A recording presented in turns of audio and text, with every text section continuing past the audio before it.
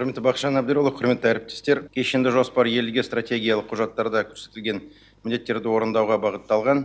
Өңірлік даму бөлігінде кешенді жоспар айтарлықтай сапалы урбанизациялануға, орталығы Астана қаласы ретінде агломерацияны дамытуға, сондай-ақ тұрғындардың өмір сүруін жетілдіру және сапасын жақсартуға бағытталған. Кешенді жоспарды іске асыруға тартылатын инвестиция экономиканың жылдық өсу қарқынын 4%-тен 6%-ке дейін қамтамасыз етеді.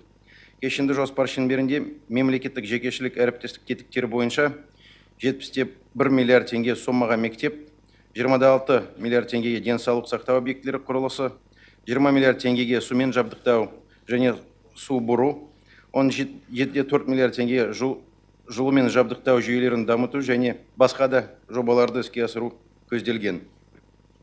Жаңаланған мемлекеттік жекешелік әріптестік жобалары бойынша міндеттемелерді қабылдау лимиттерін белгілеу әдістемесіне сәйкес Астана қаласының лимиті 41 миллиард теңгеге немесе 47,2 миллиард теңгеден 88,1 миллиард теңгеге дейін ұлғайтылды. Бұл дегеніміз жобалар санын арттыруға мүмкіндік береді. Іс-шаралардың іске асырылу шағын және орта кәсіпкерлік субъектілері санын 37%-тен астам көбейтуге мүмкіндік береді. Кәсіпкерлік қызметті арттыру мақсатында әкімшілік кедергілерді төмендету бойынша жұмыстар жалғастырылады. Жалпы, аталған кешенді жоспар қолданыстағы Астана агломерациясын аумақтық дамытудың 2030 жылға дейінгі өңіраралық схемасын іс жүзіндегі практикалық қосымшасы болып табылады.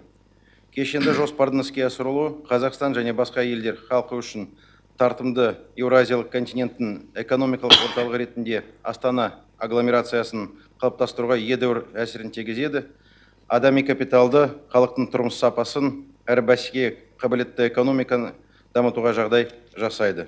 Назарларыңызға рахмет.